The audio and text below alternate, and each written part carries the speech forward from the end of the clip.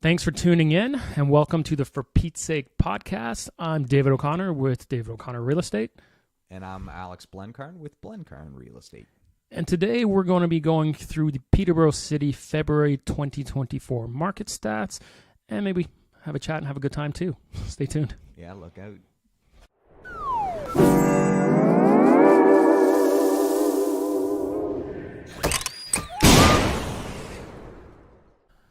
What's going on there, Blencarn?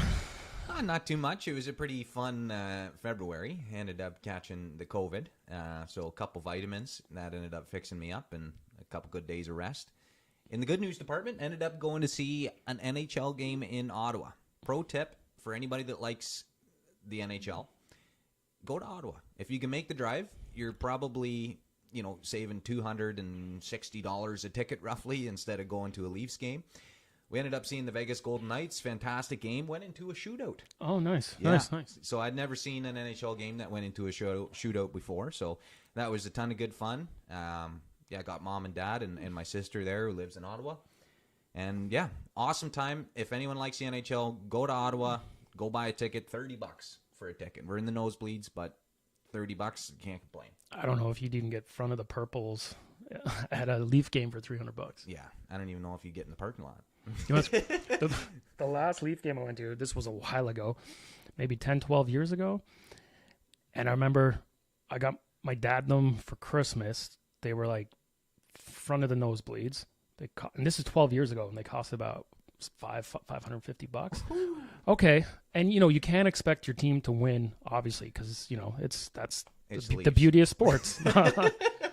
But I go to a game, and they lost. I think the score was 9-1 to Carolina. Oh, that's fun. You can't expect your team to win, but be competitive. But I did go to a game. I haven't been to many Leaf games. I did go to Gretzky's last game. Yeah. Oh, nice. Was that in 99, I guess? Yeah, that's cool. And I remember he got a bunch of assists. I also went to a game that was, when Brian Leach came to Toronto, it was one of his first games, and he got 4 assists. Oh, cool. Yeah, I think I've only been to like 3 games. Yeah. Well, let's hop into the game, the stats here. Sorry, got sidetracked with hockey a bit, but February 2024 average price in Peterborough for a detached home $637,000. Wow. So that's up about $37,000 month over month, and it is the second highest February we've seen in the history of the city. The first highest was in 2022, where the average price, this was the highest ever average price recorded in the history of the city, was $815,000. Things were bananas that year. Yeah, so that was February 2022, but we did beat February 2023. Now, something to note about 2023, and it's good to sort of look at these different years so we can get a point of reference. Something to note about 2023 was the interest rate in the spring. So I believe it was around March or April that the fixed rate dropped. I think it was about 0.5%, and we saw a whole bunch of people flood to the market. So February was before that, so we can't really count that as the spring boom that happened in 2023. As we know from talking about 2023, bit of a spring boom, then everything was downhill. Yeah, we never had a fall market. No, so I think we pretty much, what would you say? We hit the bottom? November, yeah. December. December's always slow. Yeah. It's picked up a little bit in January, and then now it looks like we might be off to the races for some reason. Yeah, so I don't know if it's the warm weather like we've talked about. Sort of sound like a broken record, but the buyers seem to be back. That was definitely the case in February. Checking the MLS recently, especially the last couple weeks of February, maybe the last week, and then sort of the first week coming into March here, properties are selling unconditional again. Yeah, they're moving faster. Stuff selling in 4, 5, 6, 7 days, sometimes unconditionally for list price. Properties are getting multiple offers. It's weird. I don't know if it's the sun. I don't know if people were sitting on the sidelines in 2023 and now they're ready to sort of make a move. And maybe they saved over the last, 8 to 12 months, and now they're ready to finally go out and purchase something. Yeah, when you say on the sidelines, some people have been on sidelines, since 2020. Yeah. Or we talked about the buyers that got beat up in the seller's market. When you're getting 30 offers and some buyers were losing 10 competitions, that could be really really frustrating. And I had a lot of buyers stepped away. The market was getting a little crazy. But then we shifted into the first buyer's market we've seen in, over 10 years, late in 2023. I find it takes a few months for the messaging to catch up. So maybe that's part of it. So you have the people who are on the sidelines, but eventually you got to go. You got to go to market, right? You have reasons. You're upsizing, downsizing, right? You got to move. You got to sell. You got to buy. I think that's part of it. And, not having any rate decreases so far. Yep. And I know this is hot off the press, but the Bank of Canada met today, right? Yep, they met today. They ended up holding their rate. To me, not really surprising. I didn't think they were going to cut this early. CPI data, which is inflation, came in below expectation in January, so that was a little bit of good news. I do think it is going to remain around that 3% range, which is the Bank of Canada's target. For those that don't know, sort of the Bank of Canada's goal is to try and keep that inflation in their target. So they set a target of around 2 to 3%. They're trying to keep it between 2 to 3%. And the way that they adjust that inflation, in theory, is by changing their policy interest rate. Now, the GDP data, here's some great news. Here we go. Let's get a cheers. Great news from you? Well, yeah. Mr. Doom and Gloom? News for Let's me, go, Doom and Gloom. No recession. Okay, so, I guess I was maybe mistaken when I think I said guaranteed recession this year. So, GDP data came out for Q4, and it was positive. So, the last 3 months of 2023, we saw a 1% increase in the GDP, which means no recession. So, it's back-to-back quarters of negative GDP, and you're in a recession, right? Technically, yes. Now, my belief, and I'm just a guy that does real estate, I'm not an economist, I don't know if the Bank of Canada is going to decrease this year. I know that's bad news, as fits with my character, but I don't think the Bank of Canada is going to decrease this year unless we see back-to-back quarters of negative GDP. Right. In the past, historically speaking, they have, I believe, decreased when we were in a recession to hopefully get out of that recession. Yeah. Because I think that unless that happens again, I don't know if they're going to decrease. Again, they're in a really tough position. If they do decrease, what happens to the housing market? It's already starting to pick up. I think things are going to go bananas. We'll go spinning into a good seller's market. Not good for buyers. So that's the thing. I don't know. I don't know how closely they monitor that, but if they are monitoring that at all, that's definitely got to be coming into their decision when they're deciding whether or not they want to reduce. So I don't know. It's, again, not an economist, but unless we start to see things sort of go downhill, I don't know if they're going to decrease their rate unless they can get that inflation data back down to sort of 2.5%. I find it's not obviously as important as the rate increases, decreases, but sometimes the messaging can also influence the market, I find. So when the rates were going up, the 1 year we had 7 rate hikes, but there wasn't a secret. They were alluding that there was going to be more coming. So if you're a buyer, some people want to wait for the dust to settle, and it does feel like with the messaging at least knowing that they're going to hold, like maybe if we don't see any increases this year and the messaging is even slightly positive with the buyers coming back with the nice weather, we could have I think a traditional year. We're going to have a busy spring, slow summer, and maybe we get hopping in the fall again. Yeah, let's see what happens. And speaking of busy spring, sales data was a bit underwhelming in February.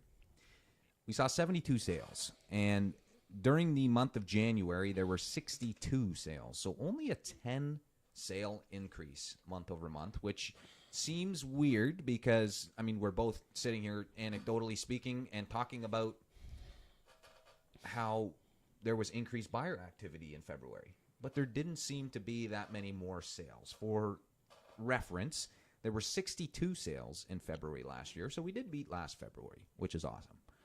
But let's look at 2022 and 2021 and 2020. So 2020, 78 sales. So we didn't beat February's in 2020 for the number of sales for the month. 2021, 112 sales. And February 2022, 131 sales. So I don't know. I think we're still maybe just at the 5-year average, maybe slightly below it. I do think that 2022 we've talked about being an anomaly, but still to some degree 2021 was a bit of an anomaly, right? We're still in the pandemic. People started buying. The 2020 was just before the pandemic ramped up. So I think traditionally Februaries aren't too hot. I'd be very interested to see what these spring numbers are going to look like. Yeah, and I mean, when does a spring market normally start? Would you say? Again, there's a lot of factors. Sometimes the cottage shows are usually in March, right? So the waterfront market, as soon as that ice thaws, like people get out, so that starts going.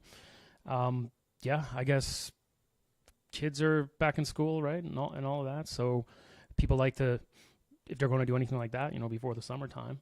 Yeah. So I would say, I just know this year, I can already tell there's a lot of indicators.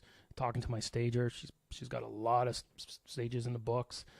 You're the data guy, but I wonder what pre-approval rates are like. I assume that's another indicator, probably a little high. People start going for pre-approvals in December, January. Yeah, and then you get those for what, normally 120 days. Yeah, they'll hold your rate for 90 to 120 days depending on the lender. Yeah, so if you're thinking about moving, in this spring and hoping to close maybe before the fall, before the kids go back to school in September, you're going to want to get your pre-approval in the next couple of weeks if that's something that you're looking to do. So, yeah, that's something we can definitely watch.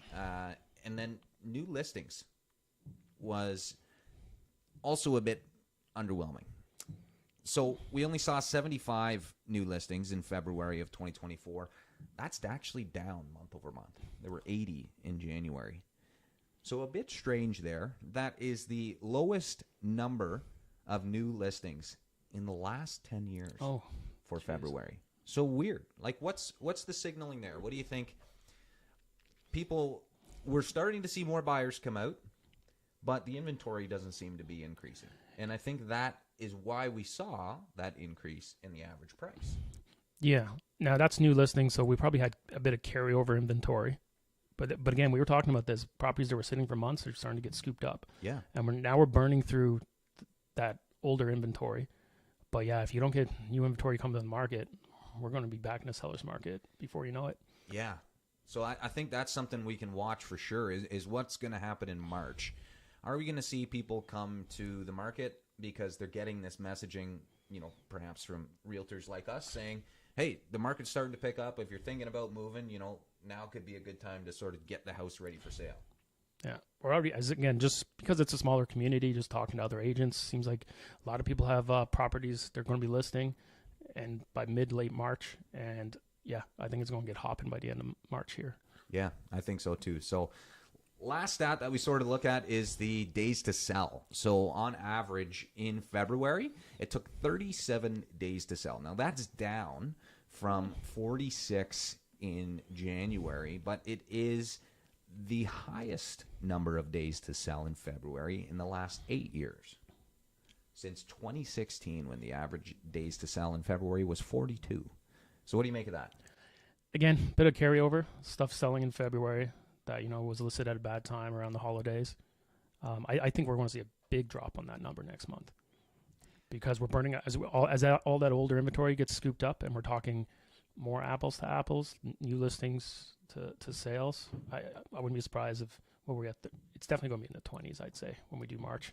I think so too, and that would sort of correlate with what we've been seeing over the last couple Marches. Again, we did see a bit of a longer time to sell in 2015, 2016. But other than that, we've been sitting around generally about 20 days to sell in March over the last 8 to 10 years. Okay, last question for you. Here we go. If you are a seller, what do you do? Are you listing in March? Are you waiting till maybe April, May? Or do you wait until the fall? What do you think will be the best strategy if you're hoping to get the most amount of money for your home? Now, obviously, it's tough to go market to market, but if we're going to have a little bit more of a traditional year, spring is usually the busiest. When I'm advising my clients, I have a listing coming up, is you want to be part of that first wave before there's a lot of inventory. Yep. And we know the buyers are there. So if you can get your property ready, At this point, you want to avoid Easter. You either got to go a little bit before Easter or after. So I'm actually advising, like, stay clear of Easter. So I'm targeting kind of like second week of April. Yeah, that's what I would I think would too. be a great time to go to market. As soon as Easter gets behind everybody, and again, by end of May, there's going to be a lot more options, I would say, for the buyers. Yeah, but I would agree. But they're waiting. We all have lists of our buyers. People want to go. So I think the people hitting in April, early May are going to do really well. Yeah, and there's people that are just sitting, waiting for the right property to come up. And a lot of times they miss it, right? Some of the sellers will be sitting on the sidelines. But remember, you don't get that data till it closes. Yeah. So say it's a 2-month closing, 6-week closing, and then you start seeing the data. Oh, things are starting to go up, and maybe you missed that opportunity. So we always say this, but if you definitely know you're going to be selling soon, just do what you can to get the property ready. In a perfect world, you want to be 1 week from going to market if you can. So start doing those fixes, the touch-up painting, all that kind of stuff, and then so you just really got to grab your photos and upload your listing. Yeah, and some things that you can do if you're thinking about moving this spring.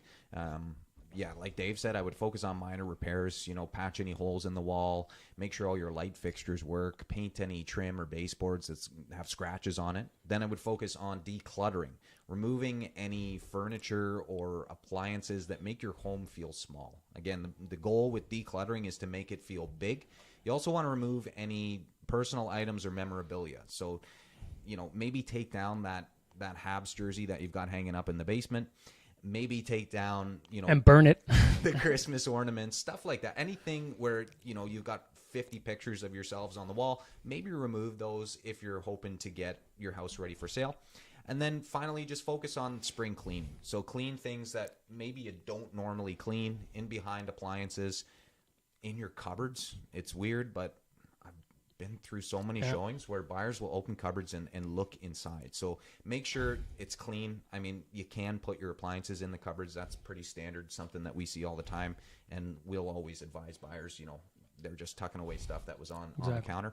And then focus on the exterior. If you can pressure wash any vinyl siding or any concrete walkways, that makes a huge difference. And focus on cleaning your windows. That's something I think that's really important. Clean those windows, especially with all the dust and everything from the winter transitioning into spring. Make sure those areas are clean. It will make a huge difference when a buyer's coming through the property. And a lot of these things may seem minimum, but when you do a lot of them, it's going to move the needle. Yeah. I've had buyers walk into a place and, just go like this across the counter, see some dust and just get turned off, or open ovens. Yeah. Because sometimes, again, when I'm wearing my buyer hat, I find how well someone takes care of their home really tells you a lot. Yeah. Like what's going on behind the wall, like how they've had it for 20 years. Have they cared for it? Have they just are they trying to cover some things up? I feel like it's pretty evident when you walk through a house, even though people are preparing it. So do all those little things. So those are some things that definitely, if you are thinking about listing this spring, those are some things that you can focus on to get your house ready for sale. Yeah, because say your dream property presents itself and you haven't done any of this, and now you're 3-4 weeks to go to market. And remember, if you want to try and get a condition in there to sell your house, which depending on the market we're in, it's not when you get the offer, it's when it gets the house you're selling is firm if you want to avoid risk. So sometimes we're talking maybe 5 weeks out. And it maybe doesn't work. Maybe you miss out on the opportunity for that dream buy, unless obviously you want to take on the risk, but that's a whole other conversation. But just if you're starting to be medium active, start doing these things we're chatting about here. Yeah, and if you guys would like any advice or you have any questions or anything, just reach out to Dave or myself. We'll put our contact information down below. And I think that was another solid episode. Tooting our own horns. So until next time, appreciate you giving your insight on this episode, and that was a ton of fun. So without further ado, that's all, folks. Take care.